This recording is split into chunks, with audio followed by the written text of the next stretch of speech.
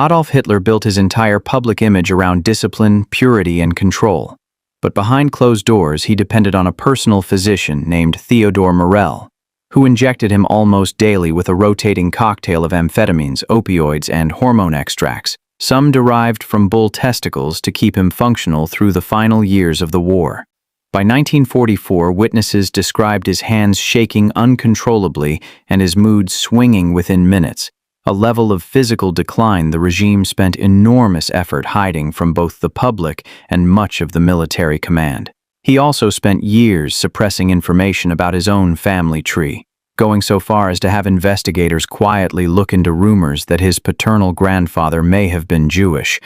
a rumor historians still can't fully confirm or deny, but one Hitler treated as an existential threat to his own legitimacy. Martin Bormann, Hitler's private secretary and one of the most powerful men in the regime by the war's final years, was so effective at working in the shadows that many Germans barely knew his name, despite him controlling access to Hitler himself and managing the party's vast, secretive financial holdings. When Berlin fell in 1945, he vanished entirely, sparking decades of rumors that he'd escaped to South America, funded by looted Nazi assets he'd helped hide. It wasn't until 1972 that workers found a skeleton near a Berlin construction site, later confirmed through DNA testing in 1998 to be Bormann, revealing he had died attempting to flee the city just as the war ended. Heinrich Himmler, the architect of the SS and the concentration camp system,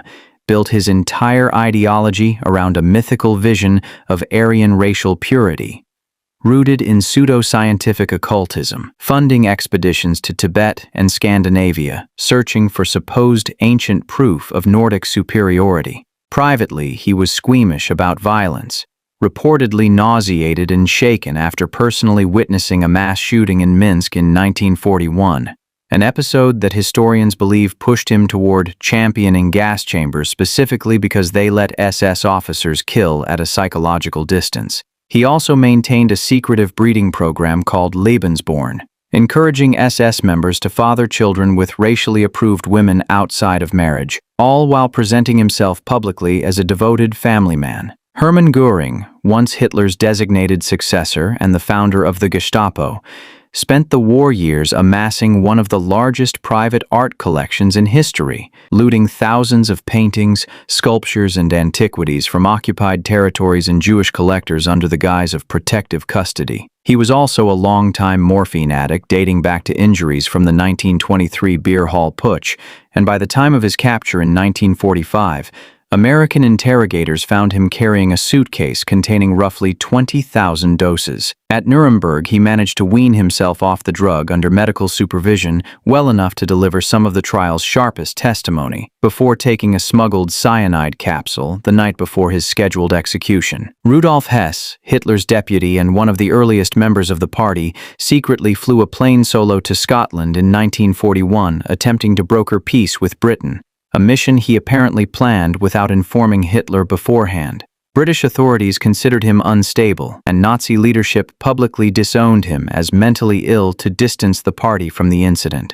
He was captured, imprisoned for the rest of the war, and later sentenced to life at Nuremberg, spending over 40 years in Spandau prison as its sole remaining inmate for the last 2 decades, dying there in 1987 in a death officially ruled a suicide that his family and some historians have long disputed. Josef Mengele, the camp physician at Auschwitz known for conducting brutal human experiments, particularly on twins and children, escaped Europe after the war and spent decades evading capture across South America with help from a network of former Nazis and sympathetic locals.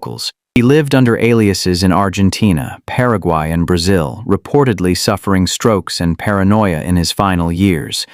always fearing an Eichmann-style capture that never came. He drowned while swimming off a Brazilian beach in 1979, and his body wasn't definitively identified until 1985, meaning one of the most wanted men in modern history died completely unpunished and largely unnoticed. Albert Speer, Hitler's chief architect and later armaments minister, was widely seen as the most sympathetic Nazi leader tried at Nuremberg, largely because he was one of the only defendants to publicly accept moral responsibility for the regime's crimes, rather than deny involvement. That reputation took a hit decades later, when historians uncovered evidence he knew far more about the Holocaust and the use of concentration camp slave labor in his own war production than he had ever admitted, meaning his celebrated confession may have been a carefully managed act of damage control rather than genuine remorse. He served 20 years in Spandau prison and spent the rest of his life writing best-selling memoirs that many historians now view skeptically.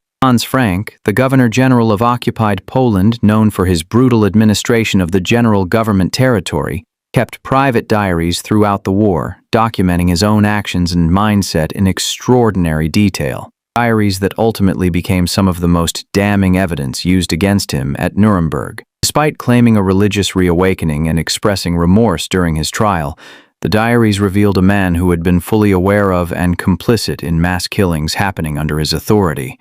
undercutting his last-minute claims of ignorance or personal transformation. Wilhelm Canaris, head of German military intelligence, the Abwehr,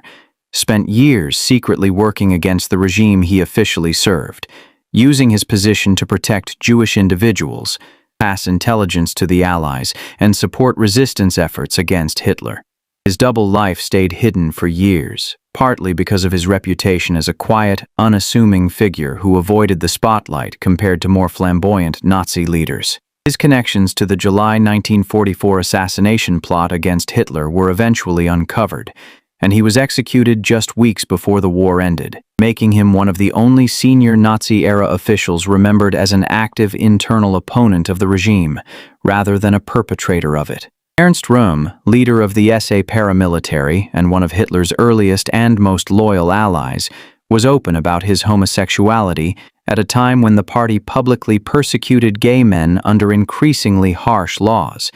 a contradiction the regime largely tolerated as long as Röhm remained useful. That usefulness ended in 1934 when Hitler, worried about the SA's growing power and Röhm's ambitions, ordered his execution during the Night of the Long Knives, using Röhm's sexuality as part of the propaganda campaign to justify the purge after the fact, despite having ignored it for years beforehand. Each of these men presented a curated public image, discipline, loyalty, ideological purity, and each one hid something that complicated or outright contradicted that image. Whether it was addiction, infidelity, secret ancestry, private doubt, or a double life running in total opposition to the cause they claimed to serve. The gap between the propaganda and the reality wasn't an accident either. It was the entire point. Because a movement built on myths of purity and superiority could never afford to let the public see how deeply flawed, human, and in some cases outright hypocritical its own leadership actually was.